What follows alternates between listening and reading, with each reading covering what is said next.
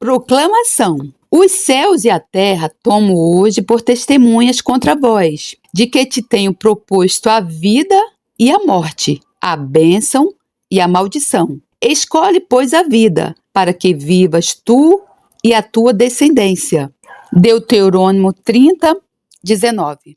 Audiolivro O Fim da Vida Terrena. E Agora, de Derek Prince. Capítulo 11. Vitória sobre todos os inimigos. A vitória de Cristo assegura nossa vitória sobre todos os nossos inimigos, em particular sobre a morte. Qualquer religião que não tenha uma resposta satisfatória para a morte não pode suprir as necessidades mais profundas da humanidade. Eu acredito que o cristianismo é a única religião que tem essa resposta, por causa da ressurreição de Cristo. O triunfador ressurreto. Uma imagem gloriosa de Cristo como o triunfador ressurreto é encontrada no livro de Apocalipse. Foi desta forma que Jesus apareceu ao apóstolo João na ilha de Patmos, depois da sua ressurreição e ascensão. Eu fui arrebatado em espírito no dia do Senhor, e ouvi detrás de mim uma grande voz, como de trombeta, que dizia: O que vês, escreve-o no livro e envia-o às 7 igrejas que estão na Ásia, a Éfeso, e a Esmirna, e a Pérgamo, e a Tiatira, e a Sardes, e a Filadélfia, e a Laodiceia. E virei-me para ver quem falava comigo. E virando-me, vi 7 castiçais de ouro. E no meio dos 7 castiçais, um semelhante ao Filho do Homem, vestido até aos pés de uma veste comprida e cingido pelo peito com cinto de ouro. E a sua cabeça e cabelos eram brancos como lã branca, como a neve, e os olhos como chama de fogo, e os seus pés semelhantes a latão reluzente, como se tivesse sido refinado numa fornalha, e a sua voz como a voz de muitas águas. E ele tinha na sua destra 7 estrelas, e da sua boca saía uma aguda espada de 2 fios. E o seu rosto era como o sol, quando na sua força resplandece. E eu, quando o vi, caí a seus pés como morto. E ele pôs sobre mim a sua destra, dizendo-me: Não temas, eu sou o primeiro e o último, e o que vive. Fui morto, mas eis aqui estou vivo para todo sempre. Amém. E tenho as chaves da morte e do inferno. Apocalipse 1, 10, 18. Que imagem gloriosa! Este é o nosso representante, a nossa cabeça. Aquele que morreu por nós e que pagou o preço pelos nossos pecados. Mas graças a Deus que ele não permaneceu morto. Graças a Deus que ele não permaneceu na sepultura. Ele foi ressuscitado e levantado até a mão direita do Pai, até ao trono. Lá ele recebeu a glória como o único filho gerado de Deus. A glória do vitorioso, a glória do legislador. A imensa glória nessa descrição do Cristo ressurreto. Os seus pés eram semelhantes a latão reluzente, como que refinado numa fornalha. A sua voz como a voz de muitas águas. A sua cabeça e cabelos eram brancos como lã branca. Os seus olhos como chama de fogo. Da sua boca saía uma aguda espada de 2 fios. Tem bastante significado o fato de que antes da ressurreição de Jesus, o apóstolo João repousou a sua cabeça no seu peito. Ele esteve assim perto do Senhor. Mas quando o poder do Cristo ressurreto e glorificado veio sobre ele, João ficou completamente conquistado. Ele ficou como morto. Isso revela a medida do poder e da glória que existe no Cristo ressurreto. Morte e Hades. Gostaria de enfatizar em particular as palavras de Jesus no versículo 18. E o que vive, fui morto, mas eis aqui estou vivo para todo sempre. Amém. E tenho as chaves da morte e do inferno. Deixe-me explicar um pouco acerca do Hades e da morte. Em primeiro lugar, a morte não é apenas uma mera condição física. Não é meramente a separação da vida do corpo. Tanto a morte como o Hades são anjos do mal, representantes de Satanás, governando sobre um reino de escuridão. Isto é claramente expresso numa posterior sessão da revelação dada a João na ilha de Patmos. E olhei, e eis um cavalo amarelo, e o que estava sentado sobre ele tinha por nome Morte, e o inferno seguia. E foi-lhes dado o poder para matar a 4ª parte da terra, com espada e com fome, e com peste, e com as feras da terra. Apocalipse 6:8. Vemos que tanto a morte como o Hades são pessoas, anjos satânicos, representados por Satanás, administrando o seu reino maligno de escuridão. A morte reclama os corpos dos homens, o Hades reclama as suas almas. Entre a sua morte e ressurreição, Jesus desceu ao seu reino. Ele despediu-os da sua autoridade e retirou-lhes as suas chaves. Quando ele apareceu a João, ele disse: E tenho as chaves da morte e do inferno. quão real isto é e quão importante é para cada um de nós saber que Jesus tem essas chaves. Temos de saber que a morte já foi derrotada, mas ainda não foi destruída. Paulo diz-nos em 1 Coríntios 15, 25, 26, porque convém que reine até que haja posto a todos os inimigos debaixo de seus pés. Ora, o último inimigo que há de ser aniquilado é a morte.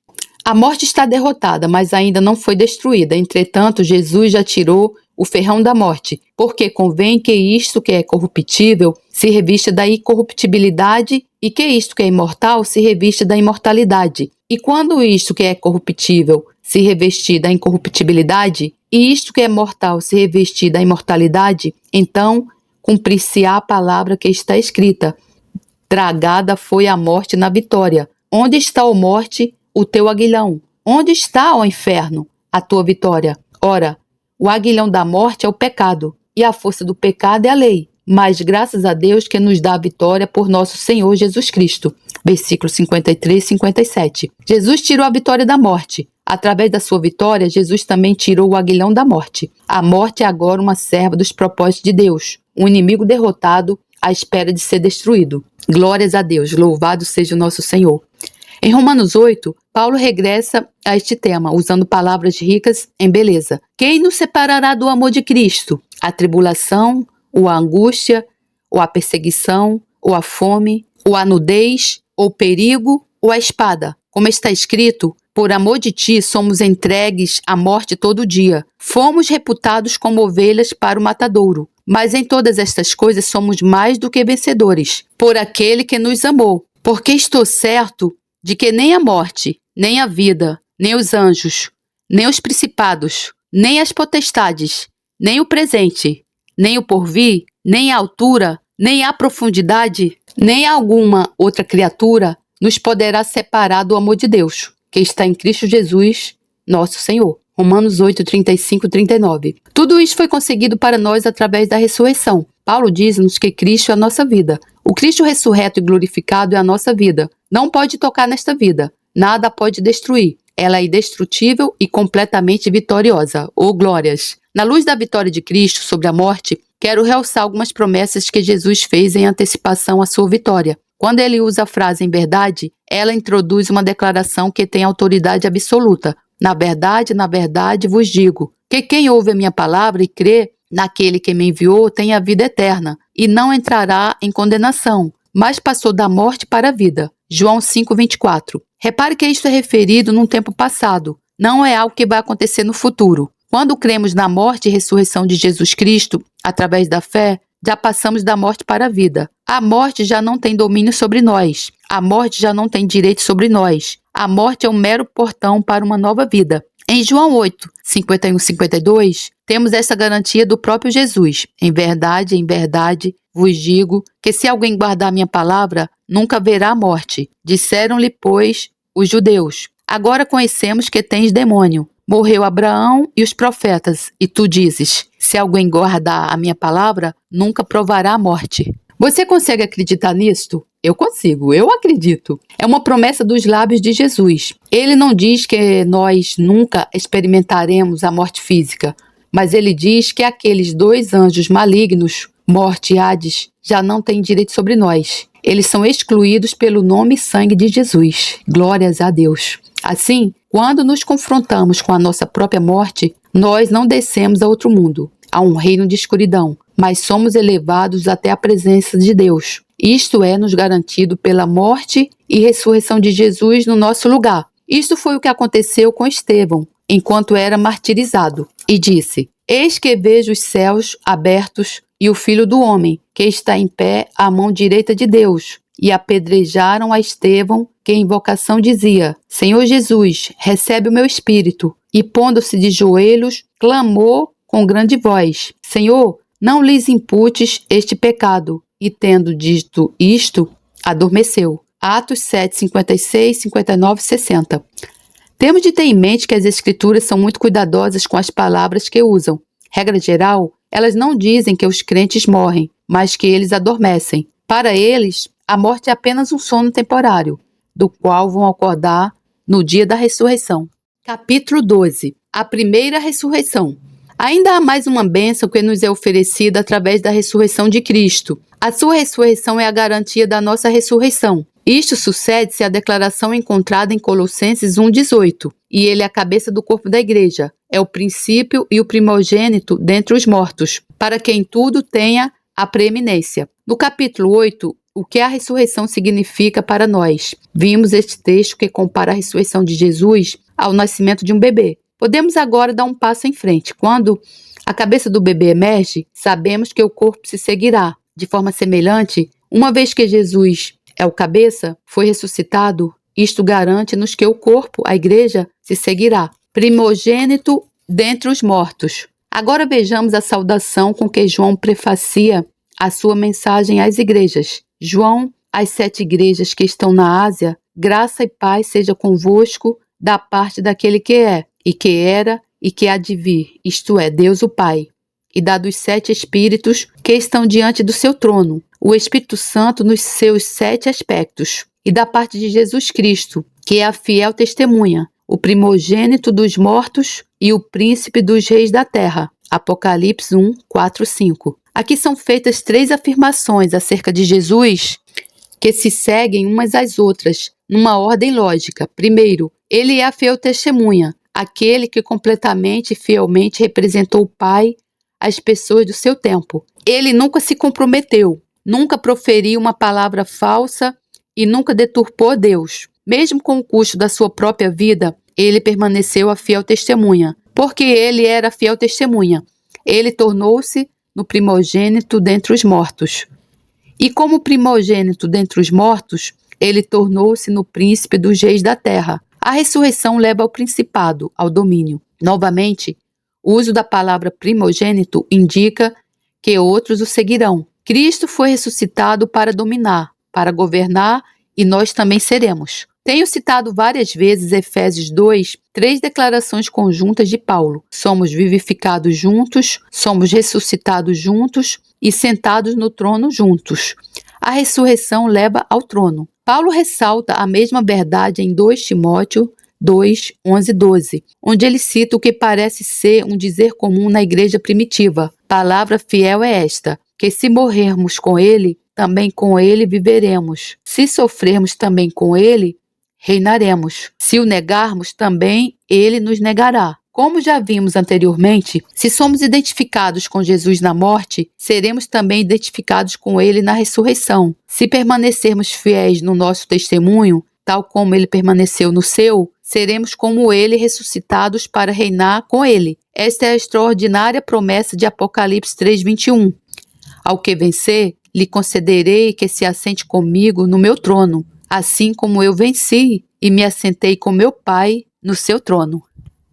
Esta é uma promessa extraordinária, é mesmo, que promessa extraordinária, meu Deus. Jesus venceu e o Pai levou ao trono para reinar com ele. Agora Jesus diz, através da minha morte e ressurreição, vocês podem vencer. E se vencerem, eu farei por vocês o que o meu Pai fez por mim. Eu elevar-vos-ei e sentar-vos-ei comigo no meu trono para reinarem. Meu Deus, glórias a Deus, aleluia. A ressurreição em 3 etapas. Em 1 Coríntios 15, 22, 24, Paulo realça a ordem da ressurreição e indica que existem 3 etapas sucessivas. Porque assim como todos morrem em Adão, assim também todos serão vivificados em Cristo.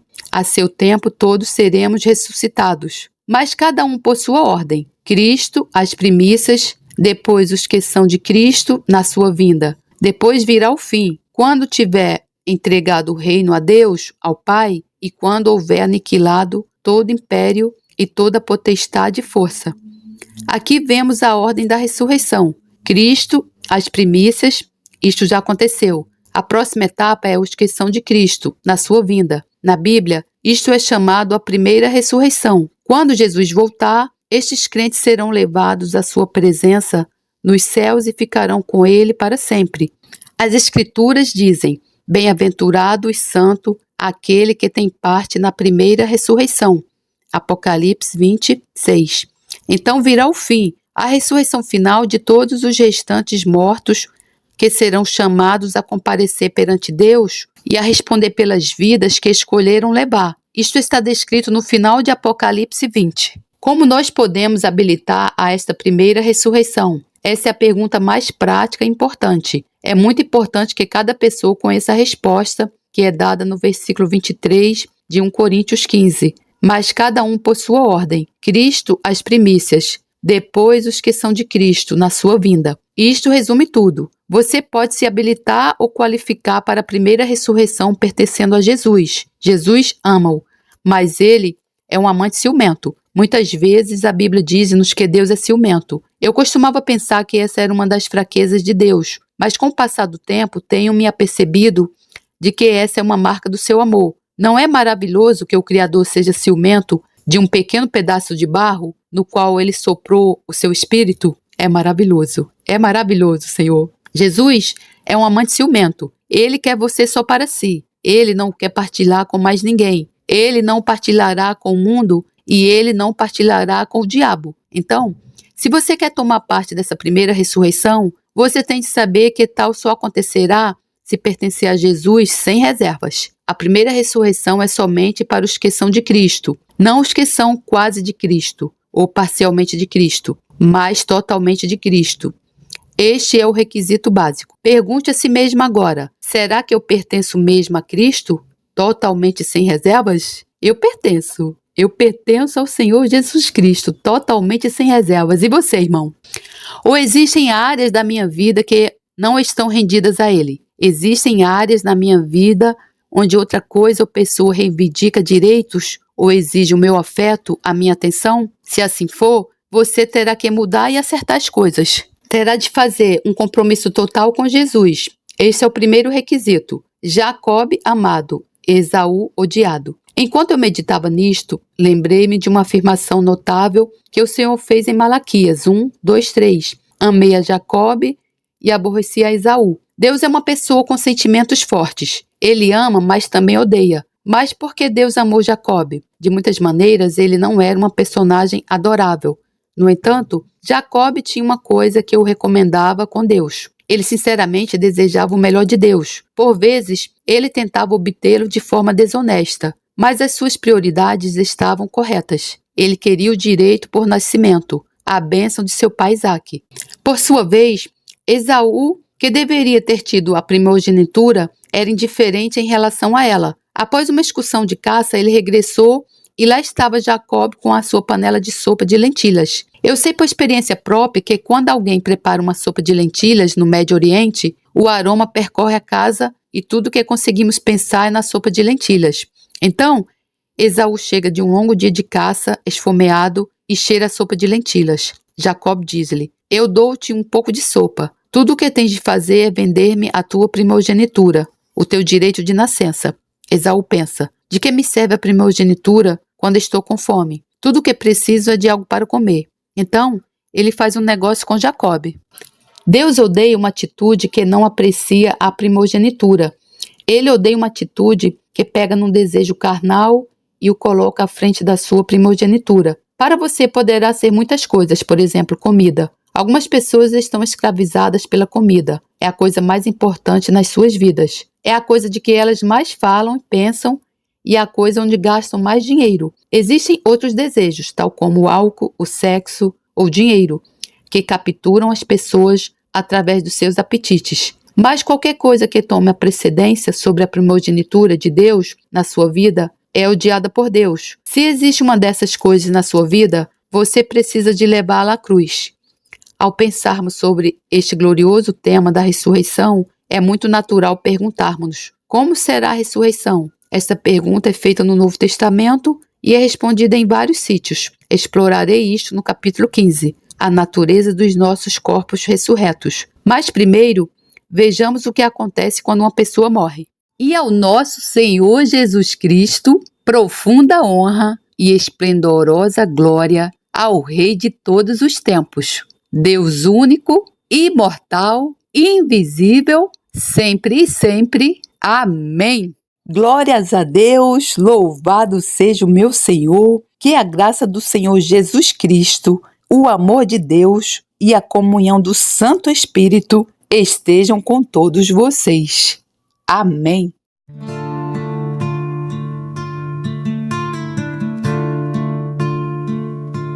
Senhor, Senhor nosso, como é majestoso o teu nome em toda a terra, tu cuja glória é cantada nos céus. Dos lábios das crianças e dos recém-nascidos, firmaste o teu nome como fortaleza por causa dos teus adversários, para silenciar o inimigo que busca vingança. Quando contemplo os teus céus, obra dos teus dedos, a lua e as estrelas que ali firmaste, quatro pergunto: que é o homem para que com ele te importes? E o filho do homem para que com ele te preocupes? Tu o fizeste um pouco menor do que os seres celestiais e o coroaste de glória e de honra. Tu o fizeste dominar as obras das tuas mãos, sob os seus pés tudo puseste. Todos os rebanhos e manadas